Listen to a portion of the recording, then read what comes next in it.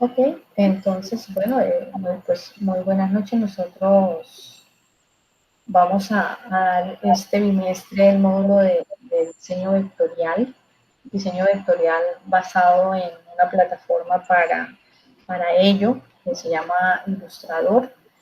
Eh, por lo general, este módulo es un módulo bastante intenso porque necesitamos aprender pues todo lo que son los fundamentos, eh, algunos recursos adicionales a lo que es el manejo de la plataforma en general, como aplicaciones ya en sí mismas. Y entonces vamos a utilizar la experiencia que tenemos del trabajo a mano que hicimos en ilustración el bimestre anterior para irlo modificando y pasando de lo manual a lo digital a través de la vectorización. Vamos a hacer aplicaciones de uso vectorial también para marcas o productos específicamente. Vamos a estudiar precisamente cómo se hace una marca y cómo se diseña el uso de la marca, ¿no? Hay un caso muy particular en esta marca, la marca de Adidas, que tiene una historia y una trascendencia de una separación. No sé si la has escuchado eh, como tal. Adidas era una marca que pertenecía a unos hermanos. Estos hermanos se dividen y se genera la Puma y la Adidas. Ellos estuvieron muchísimo tiempo, son alemanes, estuvieron muchísimo tiempo eh, unidos hasta que llega un momento en que definitivamente sus grandes diferencias no les permiten continuar con la empresa donde tenían su sociedad.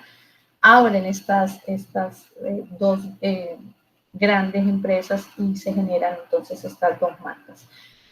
Es interesante cuando uno estudia el diseño de una marca, cómo es preparado y cómo es concebida la iconización, cómo se selecciona la tipografía, cómo se genera el manual de marca del uso del mismo símbolo o del logo símbolo, en el caso que sea un logo símbolo, porque es importante que aprendamos la técnica, la parte del procedimiento como tal, de la grid, de las unidades, ¿no? Porque pues todo esto tiene una razón de ser a nivel gráfico y ese pedacito es el que a nosotros nos compete desde el punto de vista vectorial.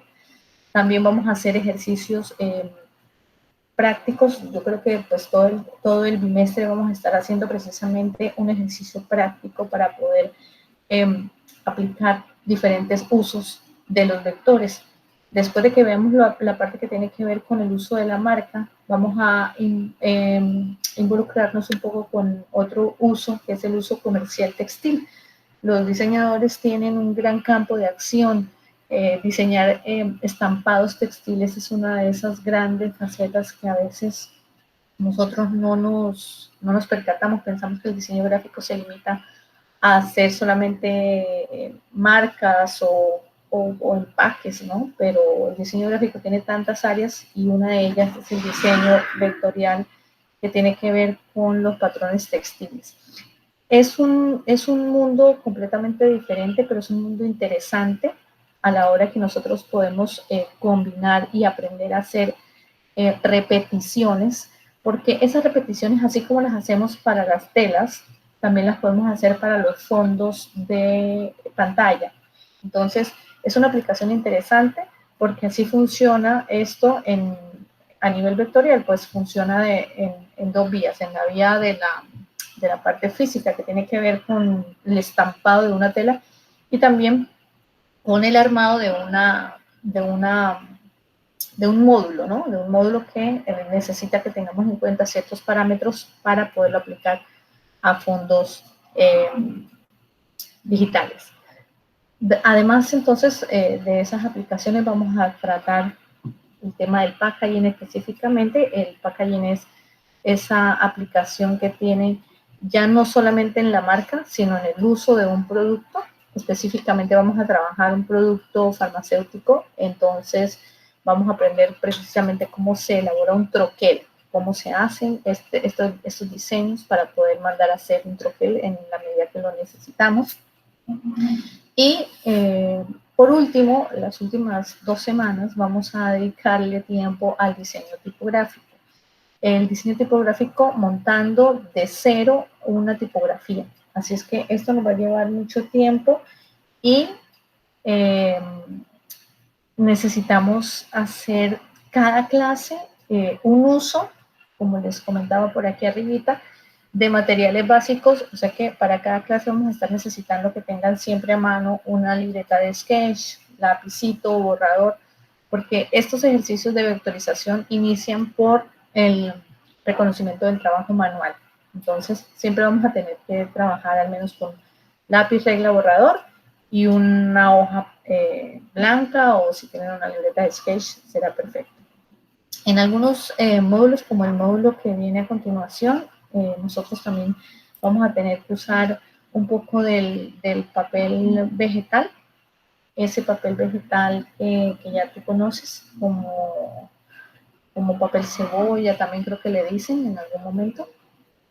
¿Sabes a cuál me refiero?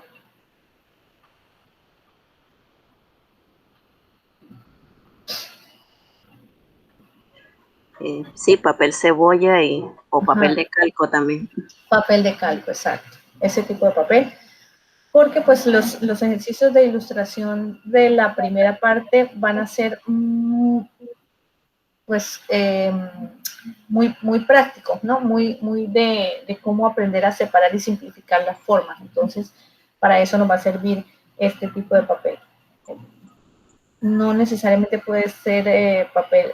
Hay papel pergamino también, pero el papel pergamino es translúcido, pero es un papel costoso. Nosotros necesitamos un papel hasta el papel de camilla a veces funciona porque es un poco translúcido, ¿no? Si depende de cómo lo usemos, si lo usamos contra una luz o algo así, pues también nos puede funcionar. Entonces, bueno, yo quería aquí pues que le diéramos un recorrido general a lo que nosotros vamos a hacer, a que viéramos que cada semana vamos a tener una tarea que hacer. En estas 2 primeras semanas vamos a trabajar con las ilustraciones vectoriales, entonces vamos a tener que hacer vamos a presentar 2 trabajos, cada uno de ellos va a tener una valoración de 10 puntos, y de ahí en adelante los siguientes trabajos, que son 4 adicionales, el de la marca, el del textil, el del troquel y el de la tipografía, van a tener también pues un porcentaje igual, 20 puntos, para completar así entonces los 100 puntos de la calificación total. Esa es como en sus generales lo que nosotros vamos a tratar este módulo como tal de diseño vectorial. Y pues ahora me parece muy interesante que tú me cuentes qué experiencia tú tienes y si tienes el software instalado a la mano para trabajar, porque vamos a trabajar con Illustrator. Entonces quisiera saber cuáles son las condiciones de tu máquina para el uso del software. Bueno, como mi computadora es nueva, tiene bastante capacidad para manejar esos programas. Y el Illustrator siempre lo estoy usando y tengo la licencia del Illustrator, así que no tengo problema con el uso. Muy bien, eso es muy importante para poder. ¿Qué versión tienes de Illustrator? La 2021. Estamos bien entonces. Muy bien. Y si tú tuvieras que decir en una escala de 1 al 10 qué tanto sabes usar el Illustrator, ¿cuánto calificarías? Yo diría que entre un 4 y un 5. Como un 4.5, por decirlo. Bueno, como que llegamos al 5. Sí, Bueno, como que llegamos al 5. La idea es que mucho del uso de estos software o de estos programas radica en la práctica. Sí, Definitivamente, si no practicamos, pues no vamos conociendo el entorno, las herramientas y todas las utilidades que nosotros podemos sacar en provecho de este manejo de este software. Yo creo que me puse más al corriente con el Illustrator porque la profesora Nicole sí nos ha hecho trabajar bastante con el Illustrator, así que ahí tuve que aprender un poquito más rápido, manejar ciertas herramientas para hacer los trabajos. Es que de hecho, hasta que no nos toca, como que no lo analizamos en su dimensión. Por ejemplo, hay muchos programas de diseño vectorial, Illustrator no es el único. Sí, sí, Está CorelDRAW y que son muy buenos, ¿no? sí. Y hay otros software, InDesign, por ejemplo, también. GIMP, algo así, que es como el icono es como un gatito, un zorrito, no sé. Ajá, ajá, exacto. Y bueno, la idea de trabajar con Illustrator es que definitivamente los programas van evolucionando. Y por ejemplo, yo era una fiel usuaria del CorelDRAW y si tú me preguntabas cuánto tú sabes de CorelDRAW de 1 a 100, yo te decía 120. O sea, porque me había metido tanto en el software y en el uso del programa que yo me sabía de memoria los comandos, me sabía de memoria absolutamente todo, pero CorelDRAW en algún momento dejó de funcionar para equipos Macintosh y solamente funciona para equipos Windows. Entonces uno tiene que estar a la vanguardia siempre en la parte tecnológica con lo que está demandando el mercado. Y entonces cuando uno quiere llevar un trabajo a impresión, te pedían que fuera en Illustrator, ya si era en CorelDRAW la gente no te lo aceptaba. Yo tuve que hacer una mudanza, por decirlo de alguna manera, de extensiones y de trabajos, que no fue nada fácil, me tomó mucho tiempo, pero hoy en día reconozco el valor de usar Illustrator. O sea, definitivamente cuando uno analiza las ventajas que tiene trabajar con Illustrator son muchas. Así es que bueno, te voy a hacer una pequeña presentación de lo que es la temática para el día de hoy, que arranca siendo todo lo que tiene que ver con los fundamentos. Y ahora conversamos un poco de lo que vamos a hacer entonces en el trabajo de la simplificación de las formas para que puedas ir adelantando un poco de ese trabajo, porque vamos a tener pues 2 semanas para hacerlo. Permítanme, comparto nuevamente.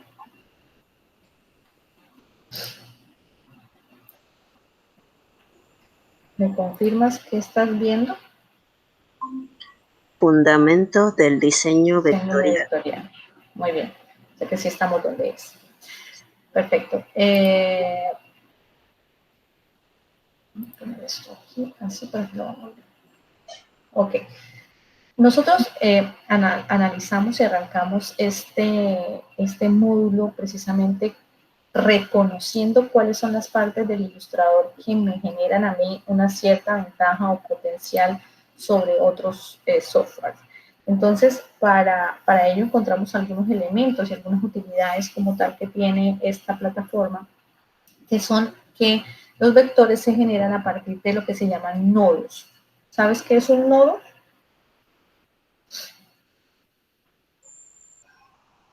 Los Son nodos.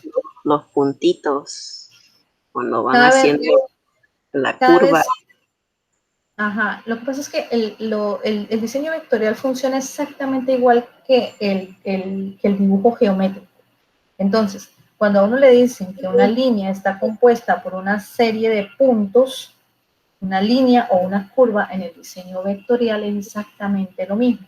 Si tú generas una cantidad de puntos que se unen entre sí, después tú puedes ver una curva, pero en realidad la base de todo es el punto. Aquí a nivel de vectores y a nivel digital, el punto no se llama punto, el punto pasa a llamarse nodo. Entonces, cuando le hablan a uno de un nodo, es como si le estuvieran hablando a uno de un punto en el dibujo como tal, ¿no?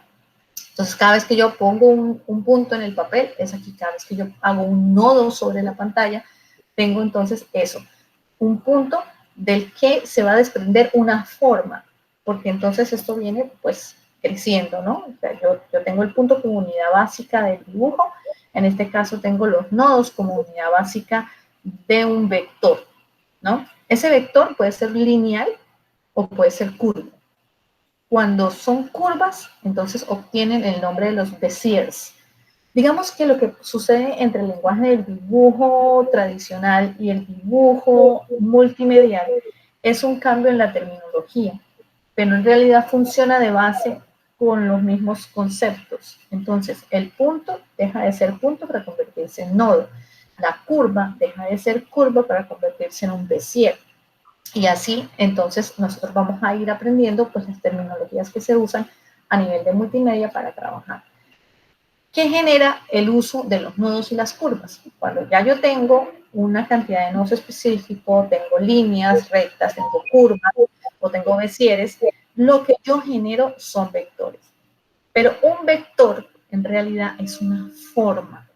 Si yo no cierro una forma, que en teoría es un polígono, nosotros vamos a hablar de polígonos, si yo no cierro un polígono, yo no puedo obtener una forma. La ventaja de estos programas y sobre todo de estas nuevas versiones de Illustrator, yo recuerdo hace algunos años cuando uno hacía un trazado vectorial y llegaba muy cerca del punto donde había iniciado, pero todavía estaba muy cerca y no tanto sobre el mismo punto que había iniciado, la figura no se cerraba. Y yo no podía identificar a simple vista dónde estaba ese pequeño espacio que me había quedado. Lo único que me decía a mí que yo no había cerrado el vector era que no podía aplicar color a la forma. La forma no permitía que yo le pudiera poner color. Hoy en día, a raíz de esos problemas, las aplicaciones van mejorando. Y entonces estos sistemas tienen una opción donde uno puede calibrar la cercanía con los puntos. Y en la medida que uno trabaja en la pantalla, él se pega. O sea, el mismo sistema te pega el punto más cercano al siguiente. Y automáticamente las figuras se cierran y automáticamente te permiten poner color. Eso es algo que antes no era posible y es una de las grandes ventajas que tiene trabajar con Illustrator, que cada vez se están afinando mucho más estas aplicaciones. De la misma forma en la que nosotros generamos vectores, hacemos formas, podemos poner color, también podemos deconstruir las formas, podemos separar las figuras. Y esa pues es otra de las ventajas que ahora vamos a ver que tiene precisamente trabajar con estos programas que trabajan con base en los vectores.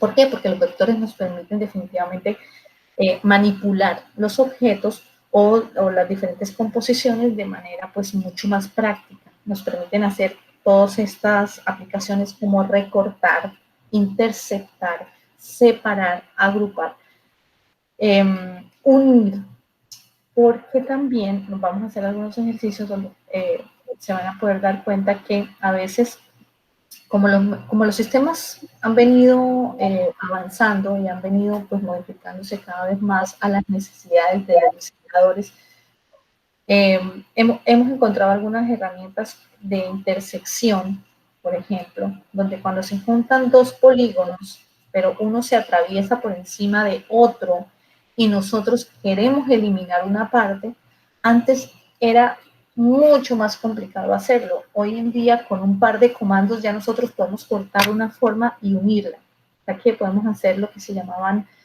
los conjuntos. No sé si recuerdas cuando veíamos en las matemáticas los conjuntos, que el conjunto A y el conjunto B se unían en el centro. Y esa parte donde se unían normalmente queríamos como eliminarla o poder trabajarla y no se podía hacer. Bueno, o asociarla. Exacto, o sea, definitivamente, unirla o separarla o eliminarla, bueno, esas cosas ya hoy en día tenemos pues unas utilidades que nos permiten trabajar con ellas. Así es que bueno, todas esas cositas y herramientas vamos a tener que ir reconociendo y viendo.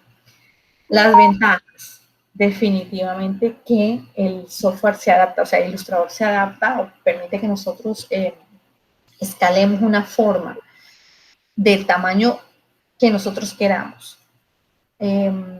Hace un tiempo los sistemas no permitían un trabajo para plataformas o para tamaños reales, como por ejemplo las pancartas, estas pancartas enormes que hacían antes para ir para ver el cine.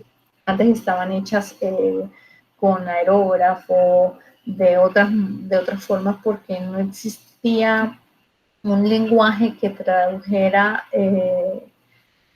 un diseño que se podía hacer en un tamaño máximo de 1 metro, a lo que hoy se llaman las gigantografías.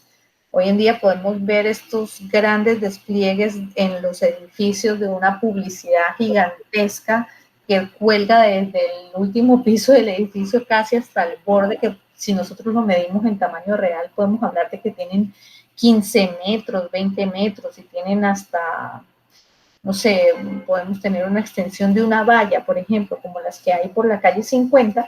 Esas vallas tienen una medida aproximada como de unos 15 metros por 15 metros por 10, es la proporción. 15 por 10 metros, la más grande, ¿no? Entonces, definitivamente la ventaja de trabajar en Illustrator es la adaptabilidad del tamaño, un cierto arte trabajándolo pues en la calidad adecuada, me permite que yo lo manipule sin perder su calidad, o sea, no se va a ver pixelado, no se va a ver borroso, porque si es un vector, ¿no? ¿Cuándo se pixela o cuándo se pone borroso? Cuando yo quizá puedo usar imágenes que no son vectores. Ahí sí, obviamente, no puedo hablar de que el tamaño se expanda y se adapte sin perder calidad. Pero cuando se trata de vectores, podemos hacer todo lo que nos permite la adaptación de tamaño. Ahora, además, los vectores pues, son editables. Como son herramientas o dibujos que se hacen punto por punto, yo puedo editar cada sección y cada parte de un vector. Yo puedo romper un vector, o sea, puedo romper una forma, puedo romper un polígono, generar diferentes capas sobre el mismo, utilizar las diferentes herramientas que tiene el ilustrador ahora para aplicar color, como las transparencias. Eso fue un boom cuando salió. Antes solamente podíamos aplicar colores planos, colores al 100%. Y estas mejoras, por decirlo, porque son mejoras que le van haciendo al software, radican en experiencias de otros programas. Adobe tenía una aplicación que se llamaba Flash. Yo no sé si tú la alcanzaste a utilizar. Hace poco ya dejó de llamarse Flash. Ahora se llama Animate. Creo que es que se llama ahora. Yo la escuché, pero nunca la llegué a usar. Bueno, ese Flash lo que hacía era que trabajaba a través, era casi como el mejor amigo de la animación. Trabajaba por fotogramas, trabajaba muy parecido a lo que hace Premiere, que es un programa de edición de video, pero trabajaba por fotogramas. Y ese programa permitía tener transparencias. En ese momento esas transparencias generaron entonces que si se podían hacer en un programa, ¿por qué no se pueden utilizar en otro? Si la base del dibujo, por ejemplo, de arte en la técnica del óleo permite hacer lo que se llaman las veladuras. Entonces, empezar a ver cómo se aplicaba un color con un efecto de veladura en un programa de vectores, wow, eso estamos hablando de hace, no sé, yo podría decir que unos 5 años hacia acá. O sea, no es algo tan antiguo y definitivamente tiene muchísimas aplicaciones y muchos usos hoy en día. Entonces, fíjate que es una gran ventaja tener unas figuras que son 100% editables, 100% creadas para poder manipularlas, poner color y poner las condiciones en las que yo necesito ver mi arte. Precisión, bueno, definitivamente, más claro y más nítido no puede ser. ¿Por qué? Porque trabaja de manera individual. Yo hago un vector o hago un polígono y yo puedo empezar a sobreponer unos sobre otros, pero nunca, si no los agrupo, van a ser un todo. O sea, yo tengo que tener la conciencia de agruparlos. Y solamente en el caso que yo transforme ese grupo a una opción que se llama como un, bueno, hay un random, hay una forma de que eso deje de ser vector y que se convierta en una imagen. Entonces, ya claro, ya no estamos hablando de vector. Pierdo el vector, lo convierto en imagen y inmediatamente, si yo hago eso, empiezo entonces a perder nitidez, empiezo a perder calidad, porque ya no es un vector. Mientras se mantenga como vector, yo tengo la calidad máxima de la ilustración, tengo la calidad máxima, la precisión máxima, tengo la nitidez máxima de la imagen. Entonces, esa es una de las grandes ventajas que tiene trabajar con vectores. Otra, definitivamente, es el peso de los archivos. Cuando nosotros trabajamos en Photoshop, que es el hermanito primo, hermanito del ilustrador, nos damos cuenta de la diferencia que hay en el peso de los archivos. Un archivo en Photoshop es medianamente 3 y 4 veces más pesado que un archivo en Illustrator. Si trabajamos en Illustrator única y exclusivamente con vectores. ¿Por qué? Porque al trabajar con vectores estoy trabajando con líneas simples, lo que hace que en el momento de guardar la información no tenga que convertir imágenes, tramas, como tal, sino que convierte líneas y formas sencillas y las mantiene. Entonces, eso hace que el peso automáticamente del archivo sea mucho más ligero. Así es que los archivos de Illustrator por lo general son archivos livianos. ¿Cuándo se convierte un archivo de Illustrator en un monstruo? Porque también nos pasa. Estamos trabajando vectores en una parte, imágenes en otra. Si nosotros no optimizamos las imágenes en Illustrator, que no es el tema de este bimestre vamos a ver el lenguaje vectorial completamente, pero si nosotros llegamos a trabajar imágenes y no optimizamos las imágenes, es cuando entonces este archivo se nos convierte en un monstruo y a veces es demasiado grande y demasiado complejo el poderlo manipular. Así que hay que ir aprendiendo y precisamente todas estas cosas no se aprenden de la noche a la mañana, se aprenden a través de la necesidad y a través de la práctica. Otra cosa importante a la hora de ver cuáles son las ventajas del uso de estos software como tal, pues es que definitivamente nosotros hablamos de una reconstrucción de las líneas, ¿no? El lenguaje vectorial me permite a mí transformar, o sea, si yo lo que hablábamos hace un momento, o sea, tener esa precisión y esos trazados conforme a lo que yo quiero realizar. Entonces me deja hacer contorneados, me deja hacer formas exteriores dentro de lo que son procesos pues ya un poco más automatizados, como los que ahora te comentaba, que ya no tengo que exactamente ampliar cada píxel y cada nodo para ver que yo sí llego al punto y que sí estoy cerrando, ¿no? El mismo software me da una ayudita. Ahora, nosotros cuando vemos, esta es una imagen vectorial, trabajada en la técnica que nosotros aprendimos a hacer cuando trabajamos el puntillismo. ¿En qué consistía la técnica? ¿Tú recuerdas? ¿Qué fue lo primero que hicimos cuando trabajamos puntillismo?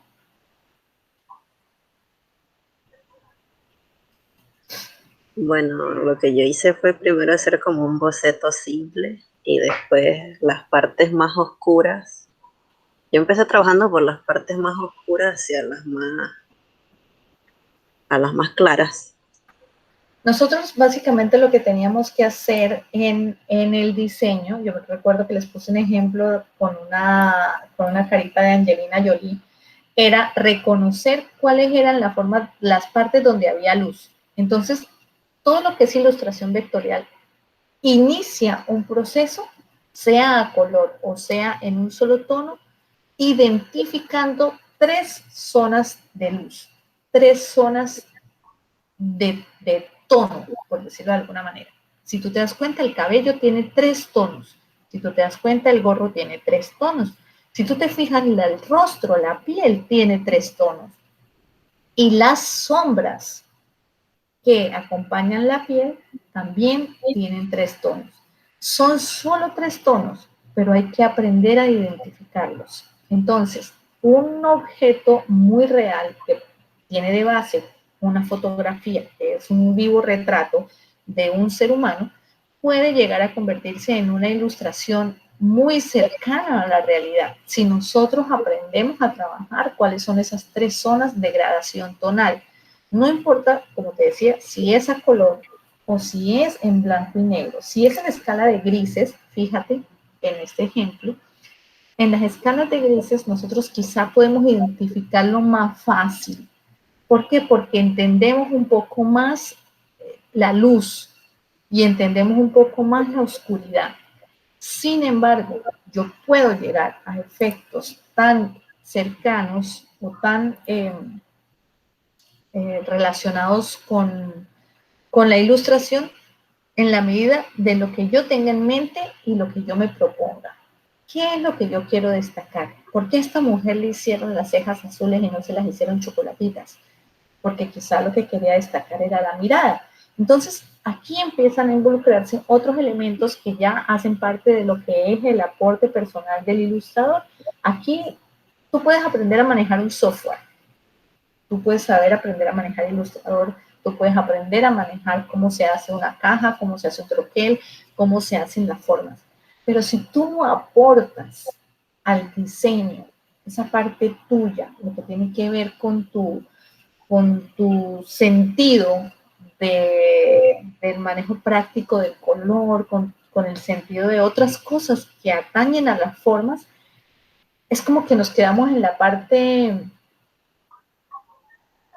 sosa, por decir una palabra, del uso del programa. O sea, vamos a hacerlo funcionar, pero no le vamos a sacar ese gran partido que podemos sacarle cuando involucramos un poco más el concepto de lo personal. Entonces, fíjate, lo que tenemos que hacer con lo que vamos a hacer con las imágenes para la próxima semana, pues es básicamente el mismo proceso que iniciamos a hacer cuando hicimos Multibeam. ¿Qué es? Es identificar en una fotografía cuáles son las zonas de más luz y cuáles son las de menos luz. En este caso, como te decía, pues si yo marcara las zonas sobre el rostro, yo identifico que aquí, por ejemplo, yo puedo hacer una zona que yo alcanzo a ver que tiene más luz, ¿no? Entonces yo empiezo a hacer este tipo de trazados. Y no me preocupo porque tengan unas formas raras o porque se vean raros, o sea, no simplemente los marcos, son mi base de trabajo, son como esos polígonos que llamamos, donde yo identifico cuáles son esas zonas que tienen en realidad más luz. Entonces, en una foto a veces no es tan sencillo, tengo que tener pues buena luz, buenas condiciones, trabajar de alguna manera contra la ventana, y encontrar una fuente de luz. Lo importante de encontrar la fuente de luz es que me permite hacer esto, reconocer cuáles son esos pedacitos donde definitivamente yo puedo tener un color. Pero ¿qué pasa? Entonces, si yo lo marco así, por ejemplo, como yo estoy marcando esta base, ¿qué voy a tener? Voy a tener un reconocimiento donde yo tendría que ser tan perfecto, pero tan perfecto, que yo tendría que encajar, vamos a poner otro color, por ejemplo. Yo tendría que encajar mi tono más claro, que es este que señalé con rojo, con el tono que sigue. Y tengo que ser súper perfecta para poder hacer este empate y que a la hora de ampliar, a mí no me queden espacios blancos entre una y otra forma. ¿Qué sucede? Que en el diseño vectorial nosotros no trabajamos así. ¿Por qué no trabajamos así? Porque es que necesitamos exigirnos a nosotros mismos que no nos queden espacios. Esto me da a mi pie, trabajarlo de esta forma no es que no sea posible. El problema de trabajarlo de esta forma es que si yo llego a ampliar esta imagen, tanto que, vamos a ver si lo puedo ampliar aquí. Mira, vamos a ver precisamente esto. Tuviste más o menos a la escala que yo estaba trabajando, traté de acercarme mucho, mucho, mucho mucho, mucho, pero sin embargo, fíjate aquí, entre este rojo y este amarillo hay un huequito, aquí hay un huequito, aquí hay otro huequito, aquí hay otro huequito. Aquí me pasé y me fui para el otro lado. Entonces, en el diseño vectorial nosotros trabajamos es capas sobre capas. ¿Cuál es la recomendación para trabajar capas sobre capas? Igual cuando yo hago el dibujo, lo que yo hago simplemente para eso es que uso, por eso es que uso un papel vegetal, ¿no? Entonces, cuando ya yo estoy en la computadora, lo que se recomienda es que nosotros hagamos trazados generales. ¿Qué significa un trazado general? Vamos a poner esto igual ahora en la presentación.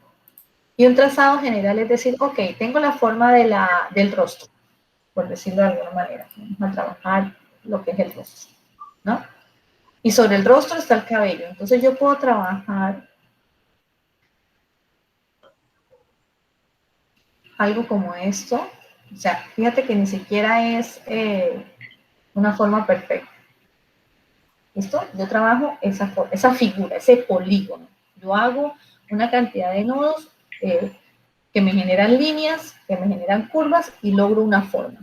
Sobre esta forma, yo hago otra forma. Vamos a poner un polígono. Que sería yo tengo que analizar de esos tres tonos que yo tengo que identificar, en el caso de la ilustración del rostro que vamos a hacer, que vamos a separar la zona de mayor luz con la de mediana luz y con la de menos luz, tengo que empezar a darme cuenta entonces cómo yo aplico esas formas. ¿Y qué hago? Yo siempre trabajo la luz hacia arriba. O sea, en ilustración, la luz, el color más claro es el que queda arriba y el color más oscuro es el que va abajo. ¿Ya? Para poder trabajar en una serie de capa sobre capa. Entonces, si yo parto de ese concepto, que el color oscuro es el que tengo de fondo y sobre el color oscuro yo trabajo lo demás, entonces yo empiezo a ver cuál será mi tono, el tono siguiente. Pues, si yo hago esto, estoy trabajando en esta capa, en la capa más oscura. Aquí tengo color 1, tengo color 2 y tengo color 3. Pero yo hice esta línea azul y todo esto va a ser el color 3, el color más oscuro. Y yo tengo que empezar a sacar los otros tonos que no son tan oscuros de la base. Entonces yo haría, por ejemplo, algo como esto.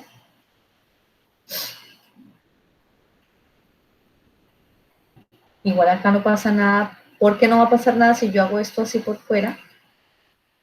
Porque simplemente estoy aplicando una capa sobre otra capa. El siguiente espacio, yo puedo hacer esto, un polígono completo que tenga toda mi área de la parte más media, por decirlo de alguna manera. Podría hacer esto.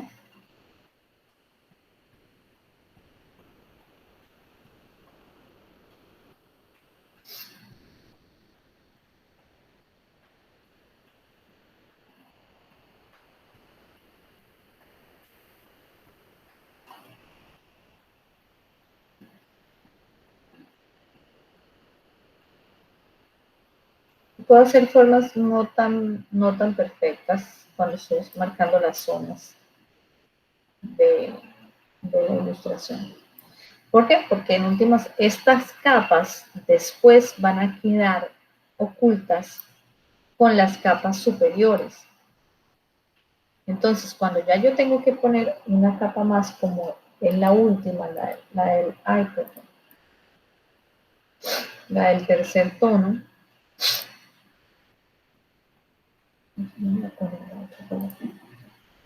esta es en la que yo tengo que hacer mi detalle. En esta capa que va encima es que yo no puedo fallar. Si yo esta capa que está encima no la hago en mi trazado como debo hacerlo, como necesito hacerlo, pues las demás se van a ver. Y de alguna manera yo puedo empezar a montar capas sobre capas. No es tan complejo, pareciera complejo hasta que yo no lo hago en realidad y empiezo a trabajar con las capas y les pongo unas arriba, otras abajo. Eso me permite a mí tener precisamente esa gran dinámica del trabajo del uso del color y del uso de las transparencias si quiero trabajar en un solo tono. Si quiero trabajar en diferentes colores, como es el caso, por ejemplo, del ejemplo anterior, que no es un solo tono, sino que son varios colores en una sola imagen. En este caso, también me funciona la misma técnica. O sea, yo puedo estar trabajando un cabello donde yo lo que tengo que hacer para delimitar el cabello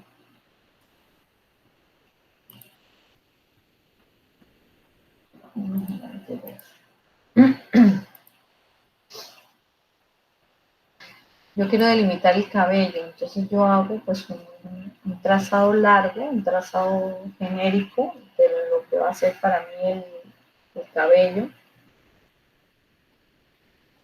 Y luego de que hago un trazado genérico y le pongo el color más oscuro, siempre de base, yo empiezo a hacer las siguientes capas ya con más detalle.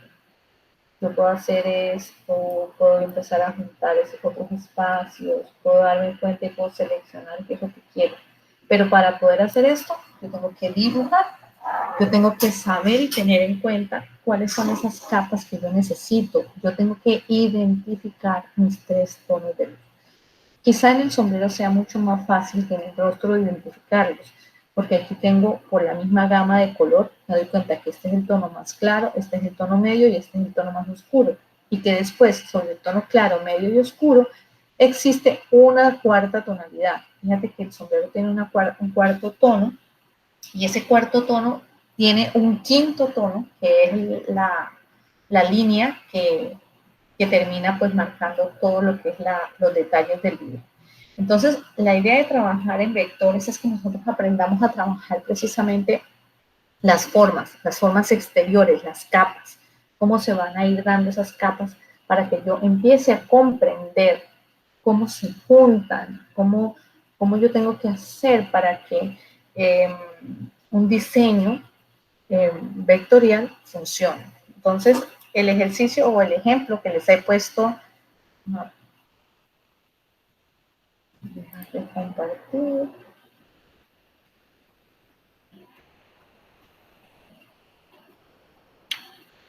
Vamos a dejar de compartir. Ya dejamos de compartir, ¿verdad? Sí. El ejemplo que yo les he puesto aquí es un ejemplo de un ejercicio de una clase de una compañera de ustedes, de ahí mismo de INICIT, que logró realizar esa ilustración con base en una fotografía de ella misma. Y al final, entonces, la idea es convertir un arte real, una fotografía real, en un arte pop. El arte pop es ese arte que empezó a deconstruir las formas. No sé si recuerdas este retrato famoso de Marilyn que tiene como 6 recuadros y cada uno es de un color de fondo distinto. Sí, casualmente el semestre pasado yo estaba dando la clase de manejo de imágenes y en uno de los talleres el profesor nos puso a hacer arte pop con una foto de nosotros. Exacto. Entonces, la idea es eso. La idea es que nosotros necesitamos aprender primero, es que esto es un proceso. Primero hay que simplificar la forma. Entonces ya deja de ser un objeto real para convertirse en un objeto de arte. Ya no es una fotografía real, ahora es una imagen que tiene 3 tonos. Y vamos a trabajarla en 3 tonos, solamente 3 tonos. Y vamos a sacarle provecho a ese juego de tonos con base en las reglas del círculo cromático. La próxima clase lo que vamos a hablar o lo que vamos a trabajar es precisamente en cómo se fundamentan el uso del color, porque es que el uso del color vectorial quizá es donde nosotros tenemos que separar el color aditivo del color sustractivo. O sea, en diseño funcionan 2 cosas muy importantes, que es la adición de color. Digamos que son las 2 teorías de la teoría del color. Nosotros normalmente trabajamos con el círculo cromático. El círculo cromático es este que tengo por aquí. Siempre tengo por aquí uno a mi alcance de ustedes. Aquí hay uno siempre. Este círculo cromático. Entonces, este círculo cromático, que es el que nosotros normalmente trabajamos, tenemos a la mano, a veces no nos han enseñado cómo se usa, pero es excelente mantener siempre uno entre sus cosas. Hay unos más grandes, otros más chicos, pero todos funcionan de la misma manera. Siempre les he dicho, uno pone el color amarillo en la parte superior, luego hace la triangulación con los otros dos tonos para nunca olvidar. Yo me puedo llegar a imaginar y me puedo aprender el círculo cromático. El asunto de trabajar el color aditivo y el color sustractivo en el diseño vectorial es aprender cuando trabajamos nosotros con la imagen en RGB o en CMYK. ¿Qué es el color sustractivo? Yo les venía diciendo, o sea, en realidad la teoría, son dos teorías del color, la del Darwin y la de Goethe.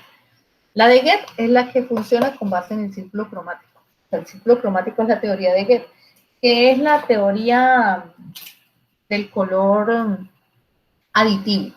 Cuando yo pongo color sobre color y capa sobre capa y al final todos esos colores se mezclan, yo tengo un color que se produce de la mezcla de todos esos colores, que es el color negro.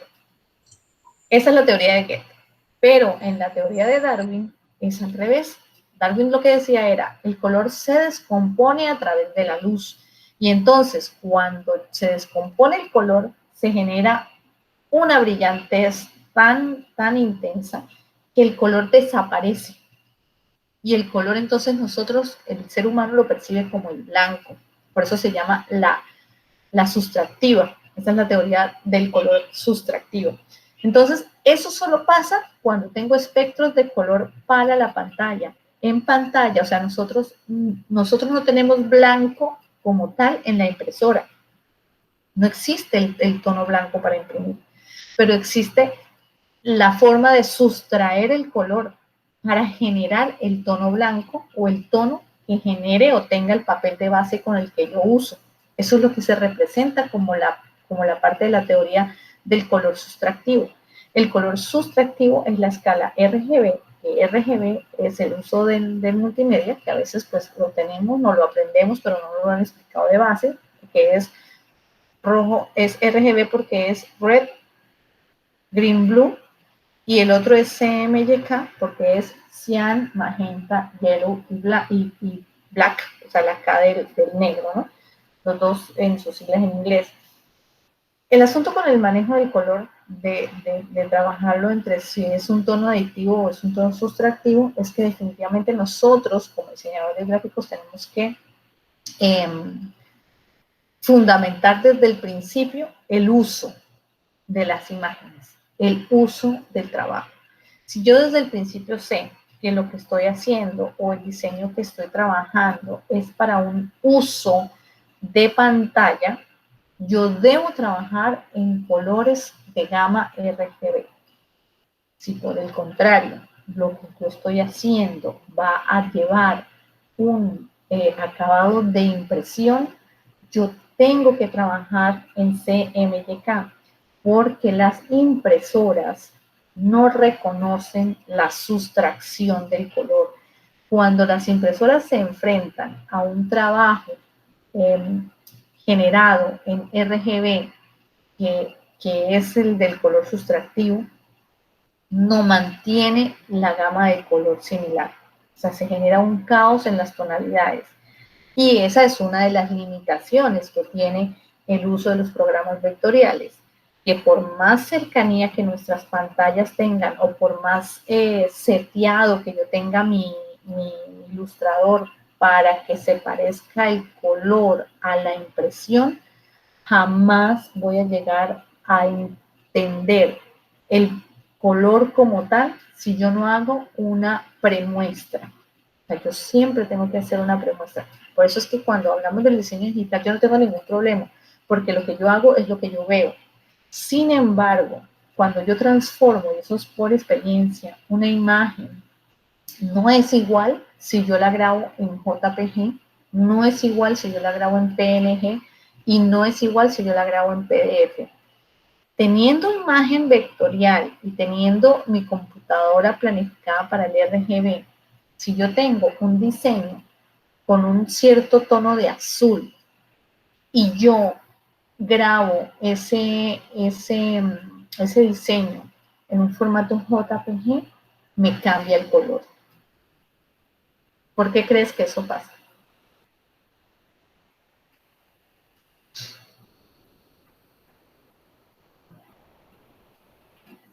¿Por qué me cambiará el color si yo grabo en JPG?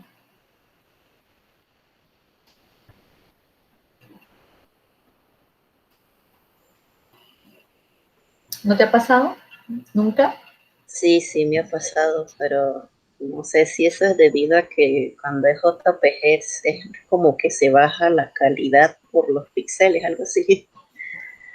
No, mira, el asunto es que el JPG, la extensión JPG trabaja con colores sustractivos.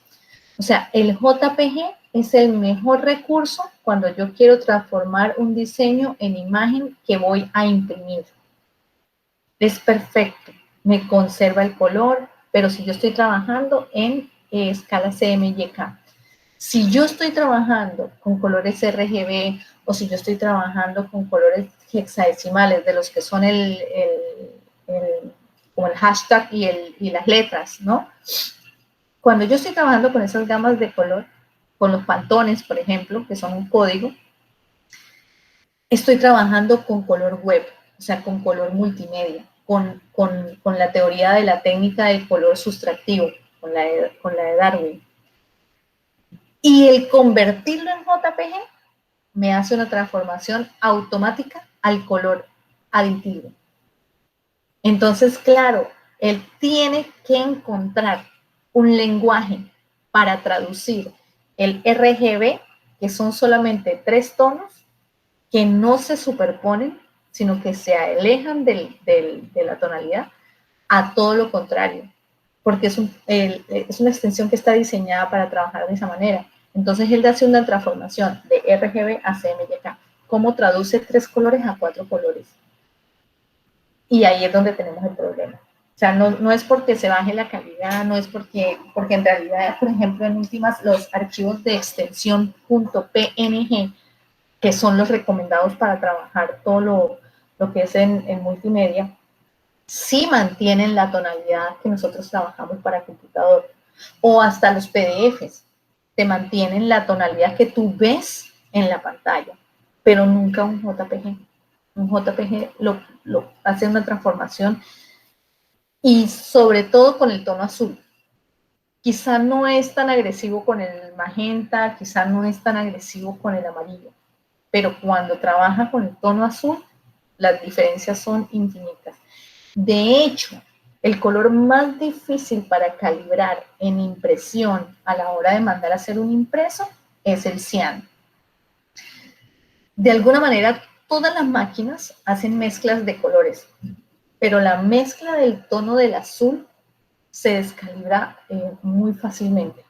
Yo puedo tener un archivo, imprimirlo hoy en el postnet de Barrio y tener el color ideal, el que en realidad es el más cercano a mi tono, y llevarme ese mismo archivo y tratar de imprimirlo en Copiarte. El cambio de máquina que se usa de un lado al otro genera una transformación del tono azul impresionante, siendo el mismo archivo, estando trabajado de la misma forma.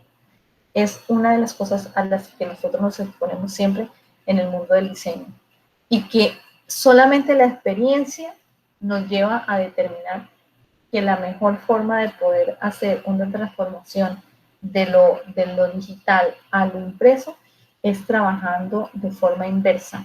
Siempre hay que pensar que lo que estamos trabajando lo vamos a imprimir y no al revés, porque es mucho más fácil calibrar el tono de impresión a lo digital que el tono digital al de impresión. Cambian muchísimo, muchísimo, y son esos detalles que solamente la experiencia nos da a través de los años, para precisamente saber que cuando yo seteo mi programa, porque yo tengo que setear desde el inicio la mesa de trabajo y decirle cómo yo quiero trabajar en CMYK o yo quiero trabajar en RGB. Siempre la recomendación es trabajar en CMYK y trabajar a 300 dpi, o sea, son como la regla de oro a la hora de abrir el software. Entonces, vamos a abrir el software que vamos a trabajar, que va a ser Illustrator. Profesora, una pregunta. Dime. ¿Qué pasa con el archivo TIFF? El TIFF fue el hermano mayor del JPG, por decirlo de alguna manera. El TIFF salió primero que el JPG. Entonces, el TIFF tiene dos variantes. El TIFF tiene que condensa bastante, o sea, reduce bastante el peso de una imagen, pero por lo mismo la calidad no la mantiene, no mantiene la calidad. Entonces, claro, se necesitó de algo más poderoso y es cuando viene el JPG, que el JPG también reducía, pero mantenía un poco más la calidad. Ahora, a todas estas, antes del TIFF estaba el bitmap, no sé si te acuerdas, del BMP. Todavía hay archivos de extensión BMP. Sí. Que son las extensiones que trabajan, por ejemplo, los programas los básicos de aquí de Windows. ¿Cómo es que se llaman? Déjame decirte, los Paint. Paint trabajaba al principio solamente con imágenes BMPs. ¿Y qué es lo que pasaba? Que las imágenes BMP eran como una transformación del pixel, del cuadrito a cuadrito. Entonces los archivos eran grandotes.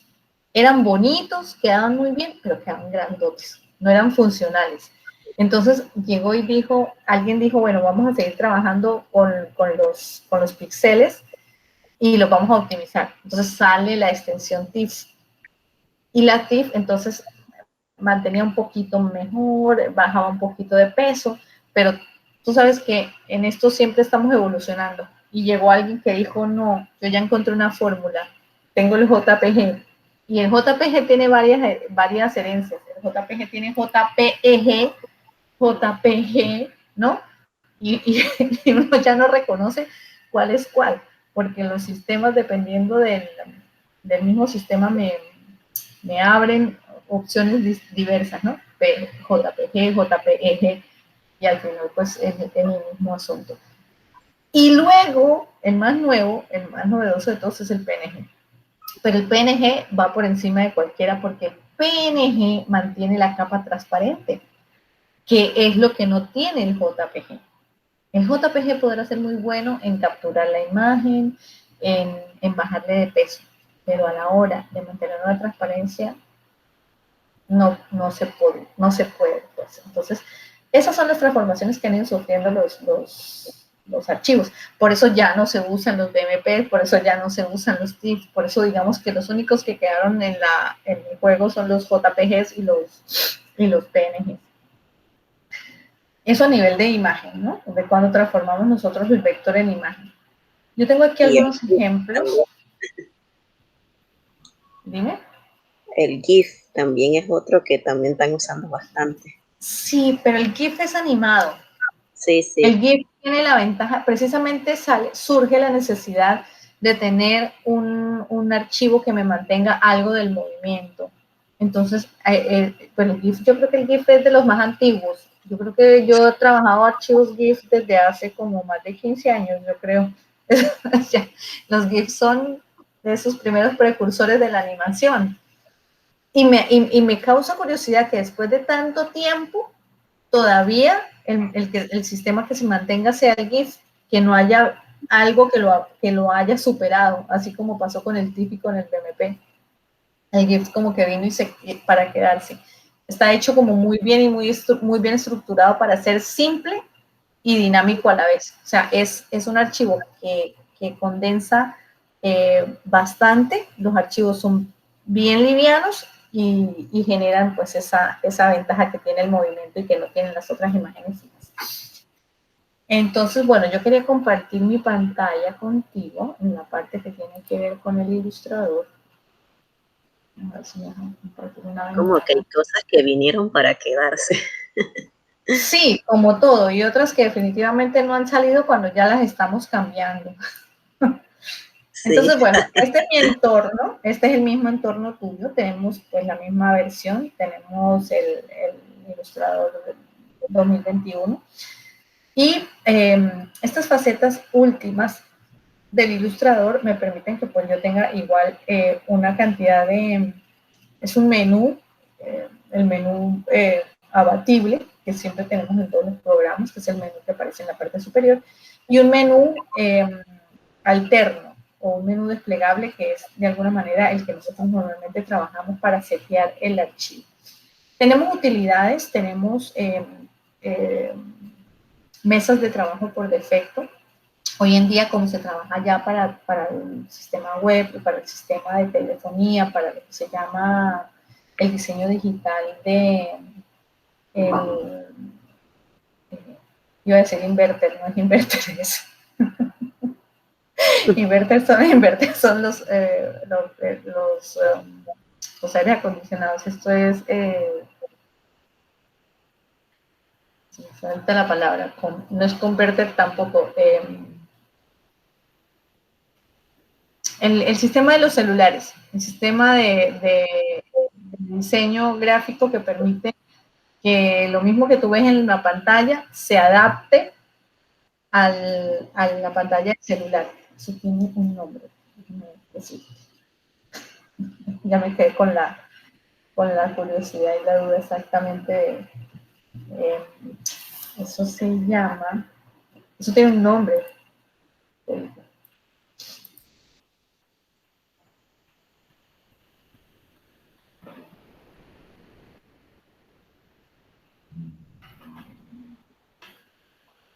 Response. El responsive, como ya todos los sistemas vienen para el responsive, definitivamente, pues tenemos aquí algunas herramientas que me permiten a mí trabajar diseño multimedia dentro de la misma plataforma del ilustrador básico como tal. Entonces, confírmame que estás viendo ahorita la pantalla del ilustrador. Aquí me sí. salieron dos ilustradores, no sé por qué. Voy a dejar de compartir para volver a compartir. A mí se me duplicó la pantalla. Seguramente ahora que me dice que hay uno que no responde. Aquí estoy leyendo lo que acabo de decir, el Responsive Web Design. Ajá, el Diseño, responsive. diseño ¿Qué es web lo que adaptado. hace? Sí, dime, ¿qué es lo que hace? Dice, ¿Cómo está definido? es una filosofía de diseño y desarrollo cuyo objetivo es adaptar la apariencia de las páginas web al dispositivo que se esté utilizando para visitarlas. Exactamente, o sea, el diseñar multimedia con base en un sistema responsive lo que permite es que se adapta. Y eso tiene toda una serie de códigos, o sea, hay que saber programar para generar el responsive, no es automático. En estos programas están tratando de que sea lo más automático posible, porque tú sabes de hecho que los programas vectoriales, estos sobre todo últimos, Photoshop, Illustrator, InDesign, están diseñados para el diseñador que no es programador, porque cuando se hace diseño web, por lo general hay que tener algunos mínimos conceptos de programación para entender cómo uno en realidad convierte de una forma de ver, visualizar en pantalla a una forma de visualizar en el teléfono que es completamente diferente, ¿no? Entonces, hacer esa adaptación es lo que se llama responsive, es el sistema responsive. Sí, creo que yo he hecho algo así cuando diseñaba páginas web. Bueno, las programaba. Había, hay un lenguaje que se usa, que es el que se está usando más, que es el Bootstrap, que es el que permite esa adaptabilidad de la página web para que se adapte a un celular o una tablet por la reducción de la pantalla. Ajá, exacto. Entonces, bueno, cuando abrimos el ilustrador, pues tenemos esto que es mi primer entorno que a nosotros nos permite eh, trabajar, ¿no? Cómo yo lo creo, cómo yo lo seteo, por decirlo de alguna manera, es la forma en la que yo voy a tener mi mesa de trabajo. Entonces, es aquí donde yo te hablaba hace un momento que lo recomendable siempre es fijarnos que nos estén hablando de que tenemos en la estructura CMYK y que tenemos una resolución de 300 ppp, que son points per point, o sea, puntos por pulgada o puntos por... a veces hablamos de los DPI, el PPP es en español, punto por pulgada, y el DPI, 300 DPIs, cuando los encontramos DPI son en inglés, que es por, dot por inch, o sea, punto por pulgada. Esto es punto por pulgada igual, pero cuando hablamos de 300 ppp es en español y cuando hablamos de 300 dpi es en inglés. Pero definitivamente tienen que ser 300. Eso es lo que no puede cambiar, ¿no? Entonces, es importante aquí en las opciones que tengamos siempre CMYK. Ahora, no tenemos sino dos, o sRGB o SMYK, pero como te digo, siempre la experiencia es hacia que es mucho más fácil transformar del sistema de impresión al digital que al contrario. Por eso siempre la recomendación es que esté siempre en CMYK. El modo de previsualización en realidad es el que la pantalla directamente me muestra. Aquí lo que yo estoy programando es el tamaño del papel, el tamaño de la hoja en la que yo voy a trabajar, y esa yo la puedo dar en diferentes medidas. Yo puedo trabajar en centímetros, milímetros, pulgadas, yardas, la medida que yo pues, quiera utilizar. En mi caso, que son las vallas publicitarias, uno normalmente trabaja cuando trabaja gigantografías o cuando trabaja avisos publicitarios grandes, trabaja en metros, porque de alguna manera la visual de la plataforma de la mesa de trabajo te permite ir haciéndolo. ¿Cuántas mesas de trabajo queremos? Él nos permite a nosotros aquí crear, según, por ejemplo, cuando hablábamos del borrador del cuento, que tenía una cantidad de pliegos, los pliegos abiertos, los pliegos cerrados. Eso es lo que yo tengo que saber, y no necesariamente desde el principio cuando estoy diseñando en Illustrator. Illustrator me permite a través de mi trabajo ir anexando esas mesas de trabajo. Yo aquí simplemente hago un seteo general. Si yo quiero, yo inicio con un trabajo, con 10 mesas de trabajo. Si las necesito, las uso. Si no las necesito, las elimino. O simplemente voy trabajando una a una según el requerimiento. Si yo tengo que hacer una invitación, yo no voy a trabajar y no le voy a decir que me haga 20 mesas de trabajo. Con una que tenga ya es suficiente. El sangrado. ¿Sabes qué es el sangrado?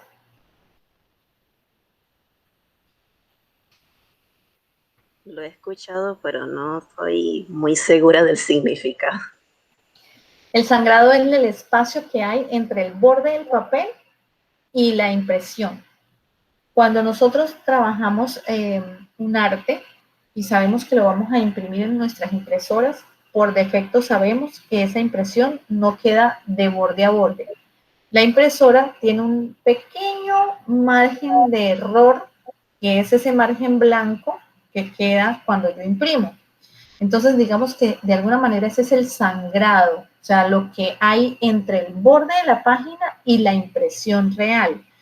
Este sangrado, cuando nosotros diseñamos para más adelante, que quizás que tengamos que ver con InDesign o estos programas de diagramación ya de documentos, vamos a tener que tenerlo muy en cuenta, porque si nosotros no trabajamos con sangrados, o sea, con espacios, por eso hablamos de que, fíjate, el sangrado es superior, inferior, izquierdo y derecho, o sea, es todos los bordes, no es solamente el margen lateral, sino que es, y no es un margen en realidad, es un sangrado, o sea, que es distinto. Aquí no estamos hablando de un margen, porque en realidad lo que estamos hablando es del diseño o del espacio dentro de la mesa de trabajo que nosotros vamos a tener disponible para diseñar, para impresión. Entonces, lo que recomiendan siempre a nivel técnico es que sea 1/4 de pulgada mínimo hacia adentro. En lo personal, o sea, Mónica Gamboa nunca pone sangrados. Yo no los marco aquí. Yo los dejo en 0 y luego, cuando ya estoy trabajando en mi mesa de trabajo, yo ubico con la regla las líneas guías que me permiten a mí mantener el espacio adentro. Pero no lo hago aquí porque en el momento que yo lo seteo desde aquí, después si yo lo quiero cambiar o quiero mover un objeto por alguna razón un poco más adentro de lo que ya estoy haciendo, el sistema no me lo permite. Entonces, esa es la única razón por la cual, en mi caso, en mi experiencia personal, yo siempre trato de dejar estos valores en 0 y luego, pues, desde adentro lo manejo. Entonces, esto es lo básico, esto es como el set de la mesa de trabajo, y la mesa de trabajo en realidad no es una mesa, ahora le llaman mesas de trabajo, la mesa de trabajo en realidad es una hoja, una página, ¿no? O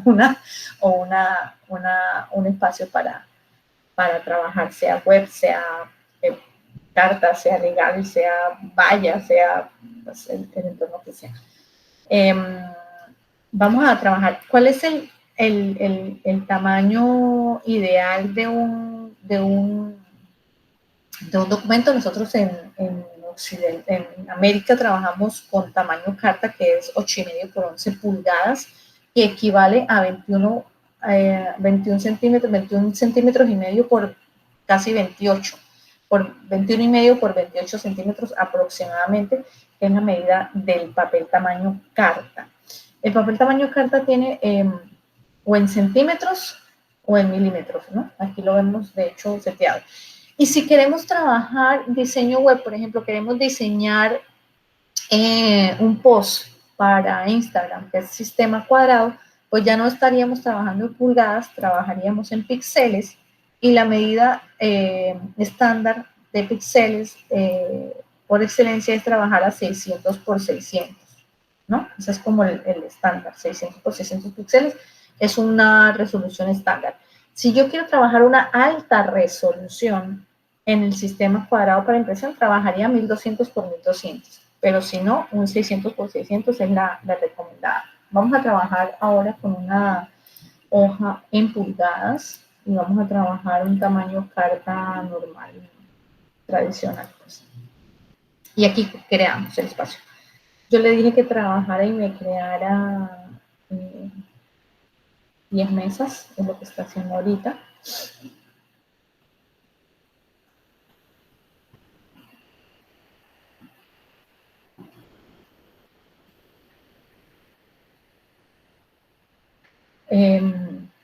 Bueno, no me fijé y me creó una sola mesa, al final como que le borré la cantidad. Pero aquí precisamente entonces entramos ya en el entorno de lo que es el mismo software, ¿no?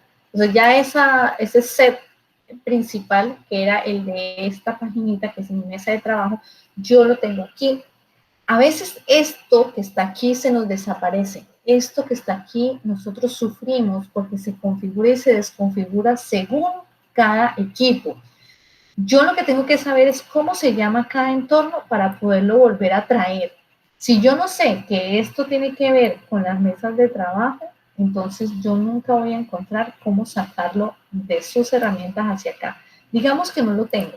Digamos que aquí hoy aparecieron una cantidad de cosas que yo no tengo ni idea, pero necesito crear una mesa adicional. O sea, necesito un archivo con 5 páginas y no me aparece la ventana o la caja de herramientas que tiene que ver con las mesas de trabajo. ¿Dónde yo la ubico?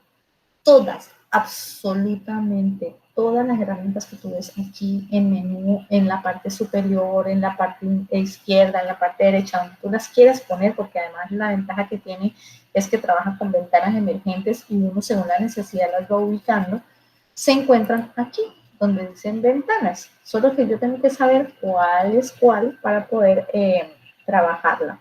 Entonces, esa ventana que yo acabo de eliminar es la ventana que tiene que ver con las mesas de trabajo. Miren, aquí está. Algunas ventanas me permiten tener un código directo del teclado para abrirlas, otras no. Entonces, mientras yo no las conozca, yo no sé de qué se trata. Las mesas de trabajo, al darle clic, fíjate, vuelve a aparecer acá, pero a veces se convierte en un dolor de cabeza que se me desaparecen y yo no sé dónde encontrarlas. Entonces, para que sepamos siempre, absolutamente todas están aquí en esta opción. ¿Cuáles son las que a mí nunca me deben faltar? Yo por lo general tengo la barra avanzada, que es esta que tú ves aquí con todas las herramientas. Si yo tuviera la básica, mira, precisamente lo que cambia es al entorno más básico de las herramientas, que en el caso de los vectores, pues tenemos la herramienta de selección, la herramienta de selección directa, que es la que me permite transformar un nodo que yo ya haya hecho. Tengo la herramienta de pluma, que es con la que yo voy a empezar a hacer un trazado, voy a ponerle color al trazado, aquí tengo la herramienta de color, tengo la herramienta que además me permite hacer curvas, tengo la herramienta de los polígonos, que no solamente tengo polígonos, en la misma caja de herramientas yo puedo darme cuenta si tengo más cosas por hacer. Cuando aparece este triangulito en la parte inferior derecha, si yo le doy clic ahí y mantengo mi clic oprimido, él me despliega las herramientas adicionales que yo tengo con base en esta primera opción.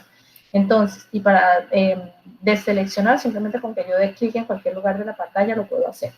Aquí, cuando yo tengo las herramientas, que son las herramientas de pluma o las herramientas de... Fíjate que esta no tiene opciones y esta sí. Esta tiene más opciones, que es que además de hacer esos cuadraditos que yo veo ahí, puedo hacer elipses, puedo hacer polígonos, puedo hacer estrellas, puedo hacer pues otra cantidad de cosas, ¿no? Y esto me deja a mí verlo así o disminuirlo completamente, ¿no? Entonces, esto es lo que me va a permitir que yo tenga pues diferentes opciones de trabajar con esa herramienta. Yo puedo sacar herramientas como tal donde me aparece lo que quiero decir o simplemente lo oculto y me aparecen solamente los iconitos. A mí me gusta dejar siempre la herramienta que me aparezca absolutamente todo el menú, porque yo creo que siempre es más fácil para mí interpretar lo que dice cada opción. Tenemos la herramienta de texto, que me deja hacer pues un texto con base en un trazado o un texto completamente vertical o horizontal. Eso lo vamos a estar trabajando bastante cuando veamos las 2 últimas semanas lo de la parte tipográfica. Tenemos pues estas herramientas que son las que me permiten girar una imagen. Tengo el borrador. El borrador yo lo puedo ampliar aquí con base en el tamaño del punto que quiero borrar. O sea, yo puedo hacer este borrador más grande o más chico, dependiendo del tamaño que yo genere o la cantidad de puntos que yo genere aquí. El borrador se va haciendo más grande o más chico. Además del borrador, pues tengo estas otras herramientas que me generan, que yo puedo transformar en una forma, la puedo como estirar o la puedo convertir como en una perspectiva. Tengo la herramienta de poner el color degradado, tengo la herramienta del cuentagotas, que es una de las básicas, esenciales en el ilustrador. Cuando yo quiero copiar un color idéntico de otro, la mejor opción es hacerlo con el cuentagotas. Tengo la herramienta de anchura, que es como una herramienta que me deja acotar. En arquitectura se llama acotar cuando yo veo los lados o las dimensiones de un plano. Y tengo pues otras herramientas que me permiten fusionar formas, tengo pues las herramientas de la misma mesa de trabajo como tal, que pues me dejan que yo transforme la mesa de trabajo que empecé diciéndole que era una mesa de trabajo de tamaño carta, yo pudiese al darle clic aquí, pues transformarla inmediatamente aquí y decir, no, yo ya la quiero más pequeñita o yo la quiero definitivamente más grande. Aquí la puedo transformar. Si no quiero entrar específicamente a hacer una medición, ¿no? Como tal. Tengo la herramienta de lupa, que también me permite tener la herramienta de mano. La herramienta de mano simplemente es dejar el clic oprimido y moverla. O la herramienta de lupa, que pues tiene una forma de trabajar que siempre es creciendo, porque es un zoom. Para hacer lo contrario, para regresarme, lo único que tengo que oprimir es en el teclado, la tecla Alt, al oprimir la tecla Alt del teclado y darle clic, él regresa. Él hace lo contrario a la primera opción, que es aumentar. Entonces, todos esos atajos igual. Siempre les recomiendo, todo lo que uno encuentra aquí, todo lo que uno encuentra aquí está aquí. O sea, el ilustrador no tiene, en realidad ningún software tiene nada oculto. Las herramientas se hacen para que las encontremos de la manera más fácil y más dinámica. Pero eso no quiere decir que si no la tengo, no la pueda volver a sacar. Tengo que saber es cómo se llama la herramienta, precisamente por eso es que es importante reconocer las partes. Tengo el elemento de relleno del color como tal y del trazado, que es el que está en la parte de abajo, que es con un poquito en el medio es el trazado y el que es completamente lleno pues es el del color de full. Tengo cómo acceder de una manera rápida a un color específico y aquí tengo pues una forma de hacer como unas uniones de capas, por decirlo de alguna manera, o cómo cambiar entre pantallas, si tuviera muchas pantallas. Entonces, bueno, con eso hemos reconocido lo que es las herramientas básicas. Si yo no tuviera aquí las herramientas básicas, sino que tuviera, como hace un rato te mostré, las herramientas, la barra de herramientas avanzada, pues lo único que tengo es unas herramientas adicionales, ¿no? Pero pues igual esa es la que la vamos a ir viendo poco a poco. No sé si hay alguna pregunta hasta el momento. Voy a dejar de compartir. Esta clase se hace corta, ya son las 9:30. Ya se nos pasó el tiempo. Sí, el tiempo corre a una velocidad increíble. Impresionante. Bueno, cuando uno está entretenido pasa rapidito. Cuando está uno aburrido, yo creo que es cuando uno está esperando a alguien, el tiempo pasa muy lentamente. Pero bueno, Se vuelve eterno. Yo les decía siempre en mi mensaje de bienvenida que yo creo que este es uno de los cursos que uno más disfruta precisamente por todas las herramientas que vamos a conocer, por todos los ejercicios que vamos a hacer. Entonces, para la próxima clase, como vamos a empezar a trabajar con base en el diseño vectorial de la simplificación de la forma, les puede servir la misma fotografía que utilizaron para hacer el puntillismo, porque es con base en el blanco y negro. Vamos a seleccionar los polígonos de la luz y la sombra. Si lo pueden traer adelantado, por lo menos con el lápiz ya visto, estará muy bien, porque pues vamos a ver un tema teórico y a la vez vamos a trabajar. O sea, la dinámica de la clase durante este trimestre va a ser así. La clase nosotros vamos a ver la parte teórica y a la vez vamos a hacer una parte práctica. Entonces, para la próxima clase necesito que traigan pues los elementos básicos, ¿no? Lápiz, borrador, regla, la hojita, la fotografía con la que van a trabajar. Puede ser otra persona si quieren, puede ser un niño, un hermano, no sé, otro personaje que ustedes quieran hacerle su ilustración, porque vamos a tener algo muy similar al ejemplo que les puse allí en la plataforma. Y bueno, vamos a empezar, hay que empezar a trabajar. Lo más importante es que sepamos que tenemos los equipos, que tenemos la capacidad y que tenemos el software instalado, porque ese sería el mayor impedimento, pero veo que estamos bien, así es que pues vamos a sacarle el mejor provecho a esta herramienta.